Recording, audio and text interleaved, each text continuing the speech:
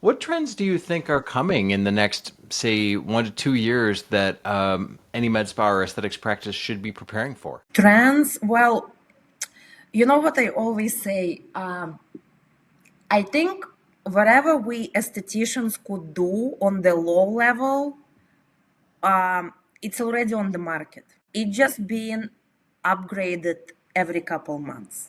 So, like, all the secrets are already out. We know about peptides, we know about enzymes, collagen intake, da da da da da. It's already there.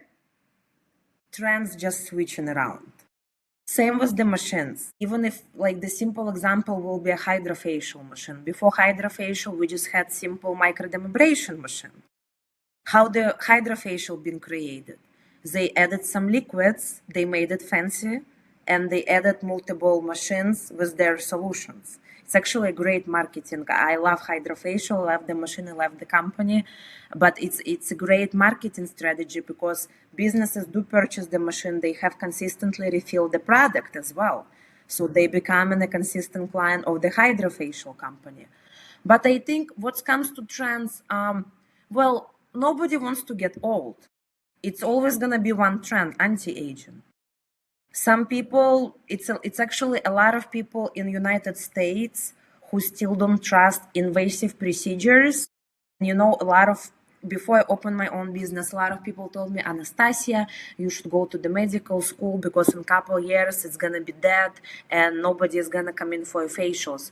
And my only response was, people don't understand that invasive, it's something that's happening inside under your skin, and skin is the skin.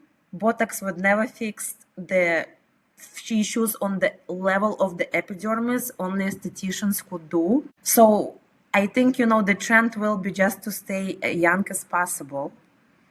And I'm not sure if it's gonna be a new, products or machines. I'm sure it will be, but if it's gonna be a new technology, especially for esthetician, what we will be able to perform, I don't think it's gonna be. I think it's just gonna be some updates on the whatever is already existing on the market. Okay. Yeah, and to your point, like client awareness and sophistication has evolved so much, and there's so much information available now that somebody that's wanting to look into anti-aging, they can get so much information just with a little bit of research. So I think med spas now and practices have continued to evolve and adjust their communications or their communication style in response to those informed people. 30 years ago, people would go out shopping, they weren't informed.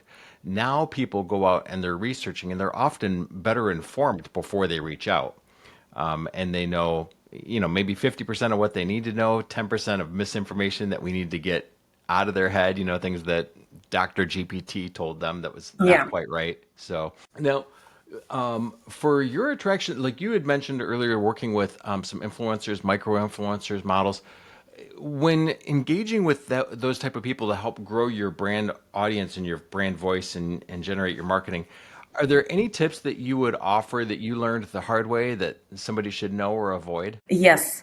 Always sign a content form with the influencer what needs to be posted after they get a free service. Because it did happen to me millions of times, even with people who I used to know, and they're having some audience on the social media. They're coming in, you are my friend, please post 5 stories, do the reel. 1 month later, you don't see any signs, on their social media that they did receive the treatment. So always, keep it safe for you, sign the paperwork, something very light and, polite, but protect yourself and your time, because it's time for you, it's a waste of product, and it's a lot of work. Yeah, that's great advice.